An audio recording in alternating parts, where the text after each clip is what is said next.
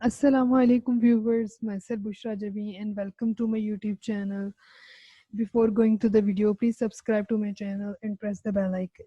Our today's topic of lecture is what is management and what are the functions of the management and how the hierarchy of needs given by the Abraham Maslow are applicable in the management.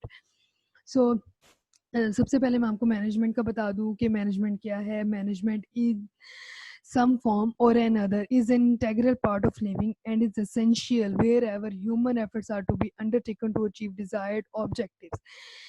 ये बहुत ज़्यादा important part है ज़िंदगी का. और management जो है वो किसी भी गोल को अचीव करने के लिए जो ह्यूमन एफर्ट्स की जाती हैं उनको जो है वो जो भी स्टेप्स उठाए जाते हैं किसी भी ऑब्जेक्ट को अचीव करने के लिए, उसमें मैनेजमेंट बहुत ज़्यादा ज़रूरी होती है.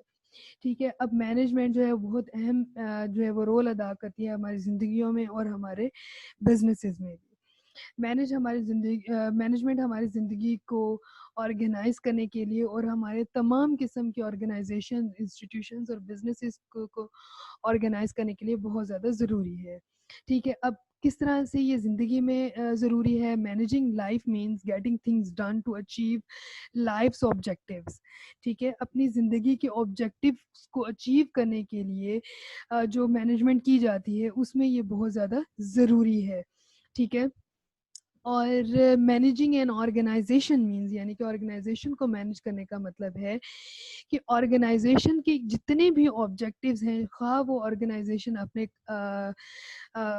काम करने वाले लोगों के थ्रू काम कर रही हो या वो ऑर्गेनाइजेशन के कुछ अपने पर्सनल रूल्स हो, तो उनको अचीव करने के लिए जो स्टेप्स ऑर्गेनाइजेशन ले रही है उनको मैनेज करने के लिए भी मैनेजमेंट बहुत ज़्यादा ज़रूरी होती है.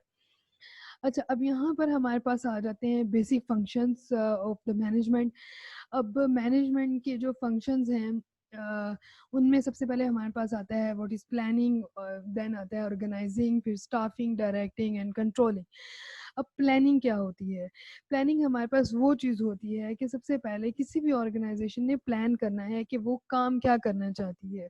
ठीक है. उसके पास उसके जो काम करने की डायरेक्शंस क्या हैं और वो किन-किन डायरेक्शंस में काम करना चाहती है.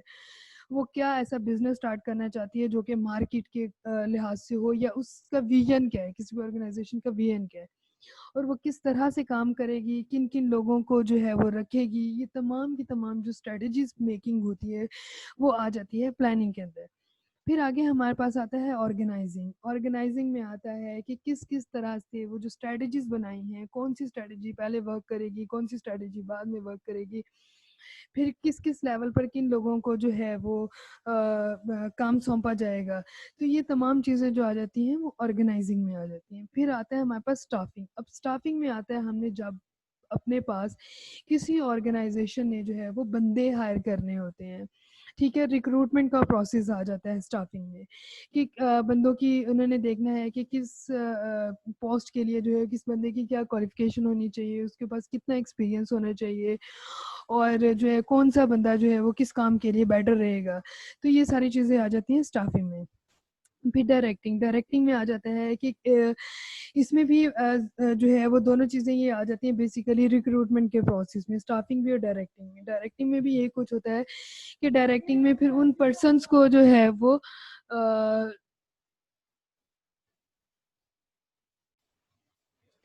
अच्छा, फिर उसके बाद हम डायरेक्टिंग की बात कर रहे थे कि फिर स्टाफिंग के बाद जो है वो हमारे पास आती है डायरेक्टिंग. तो डायरेक्टिंग में जो है ये भी क्योंकि लोगों से ही रिलेटेड है स्टाफिंग और डायरेक्टिंग. डायरेक्टिंग में लोगों को जो है उनके काम बेसिकली जो है वो देखे जाते हैं कि कौन से बंदे को किस किस्म का काम जो है वो उसको देना है और किस किस्म का काम उसको सौंपना है. ठीक है.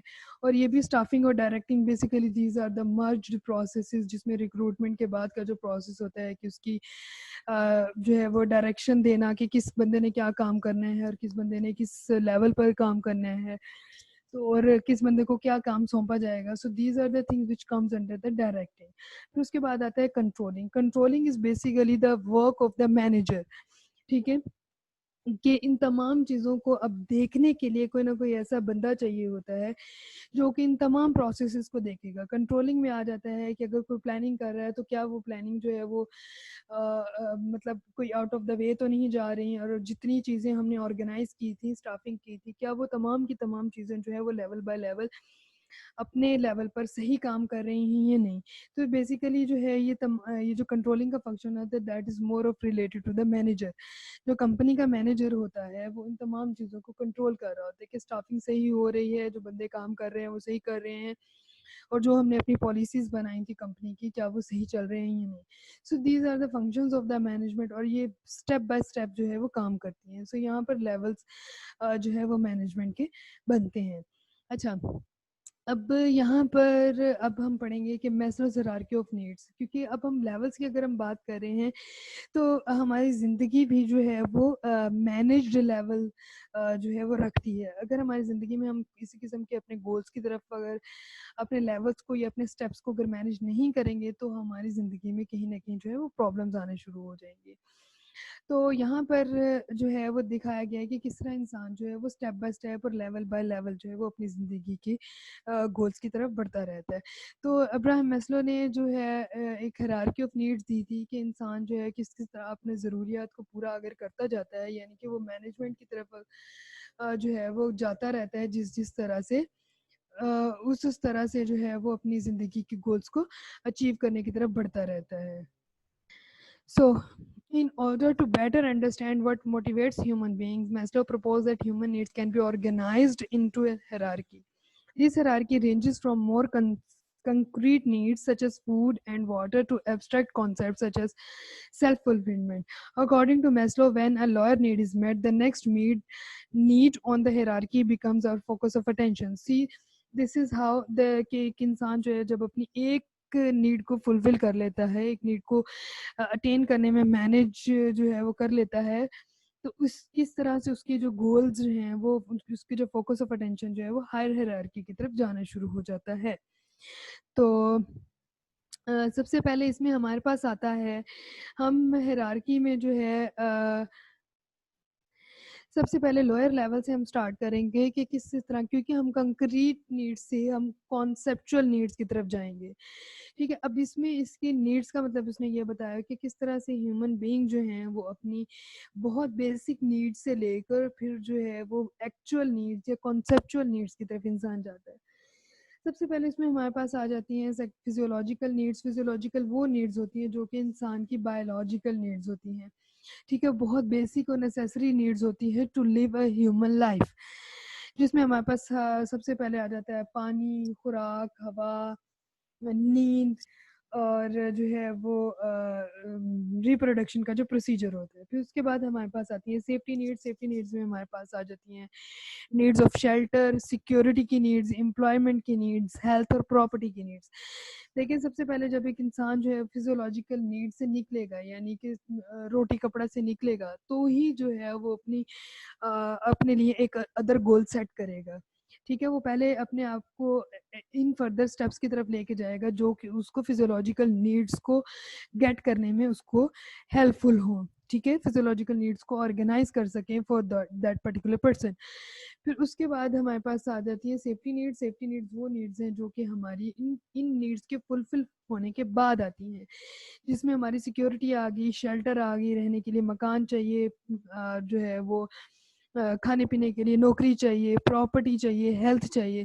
سو these are the things which comes under the safety needs. اس کے بعد ہمارے پاس آ جاتی, جب یہ دو نیڈس ہماری فلفل ہو جاتی, پھر انسان موو کرتا ہے لو اینڈ بلونگنگنیس کی نیڈس کی طرف, جس میں ہمارے پاس آ جاتی ہے کہ انسان فیل کرتا ہے جب یہ دو نیڈس پوری ہو جاتی کہ اب اس کے پاس ایک فیملی ہو, اس کے سبلنگز ہوں, اس کے پاس فرینڈ شپ ہو, اس کے پاس وہ لوگ ہوں جو اسے سینس آف کنیکشن دے. ٹھیک ہے, پھر اس کے بعد آ جاتی ہے سیلف اسٹیم. جب ایک انسان کی تینوں نیڈس پوری ہو جاتی ہے تو پھر انسان اپنے اوپر کام کرنا شروع کرتا ہے, اپنی سیلف اسٹیم کو انکریز کرنے کے لیے اور اپنی سیلف اسٹیم کو بوسٹ اپ کرنے کے لیے, خود کو اسٹرینتھن کرنے کے لیے, اپنے فریڈم کے لیے پھر انسان کام کرنا شروع کرتا ہے. ٹھیک ہے, سیلف رسپیکٹ کے لیے کام کرنا شروع کر دیتا ہے. پھر اس کے بعد آ جاتی ہے ہمارے پاس سیلف ایکچوئلائزیشن. تو سیلف ایکچوئلائزیشن میں وہ نیڈز آتی ہیں جس میں انسان جو ہے اپنی فل پوٹینشیل پر جا کے کام کرنا چاہتا ہے. یعنی کہ انسان جو ہے اپنا فل اٹینشن، اپنی فل پوٹینشیل جو ہے وہ اچیو کرنا چاہتا ہے. سو ان نیڈز کے جو ہے وہ کچھ ہمارے پاس کی ورڈز ہیں. یعنی کہ ایک انسان جو ہے وہ پہلے بالکل بایولوجیکل بیسک نیڈس کو فلفل کرتا ہے، پھر سیکورٹی نیڈس کو، پھر انٹیمیسی کی نیڈس کو فلفل کرتا ہے، پھر فیلنگ آف اکمپلشمنٹ جس سے اسے احساس ہوتا ہے ایٹ دا فورتھ اسٹیج کہ ہاں ٹھیک ہے اب میں نے کچھ سینس آف اچیومنٹ اس کے پاس آتی ہے کہ ہاں ٹھیک ہے میں نے اب اپنے آپ کو کچھ بنا لیا ہے. پھر اس کے بعد کیا ہوتا ہے کہ اچیونگ ونس فل اٹینشن، پھر انسان کے لیے جب وہ کانسیپچول نیڈ کی آخری لیول پر تک پہنچتا ہے جسے سیلف ایکچولائزیشن بولا جاتا ہے، تو اس میں یہ ہوتا ہے کہ انسان کو اپنے انسان ہونے کا مطلب پتہ لگنا شروع ہو جاتا ہے. ٹھیک ہے کہ میں آخر کیا ہوں یا میرا انسان ہونے کا مقصد کیا ہے. تو that is the achieving one's full attention. یعنی کہ انسان ہیومن بینگ سے بینگ ہیومن کی طرف کا سفر جو ہے وہ کرنا شروع کر دیتا ہے. یعنی کہ انسان کو پتہ چلتا ہے کہ اس کے اندر کیا ایسی طاقت ہے کہ وہ انسانیت کی خدمت کے لیے کام کرنا شروع کر دے. سو اس کی کنکریٹ جو جتنی بھی کنکریٹ نیڈز ہیں وہ نیگیٹو ہونا شروع ہو جاتی ہیں. انسان کے اندر سے میں کا لفظ نکلنا شروع ہو جاتا ہے، پھر وہ انسانیت کی خدمت کے لیے کام کرنا شروع کر دیتا ہے. So that was it for today's topic. In the next topic, we will study about that how the human productivity can be increased. ٹھیک ہے، امپلائز جو ایک آرگنائزیشن میں کام کر رہے ہوتے ہیں ان کی پروڈکٹیوٹی کو کس طرح سے بڑھایا جا سکتا ہے. Take care of yourselves and اللہ حافظ.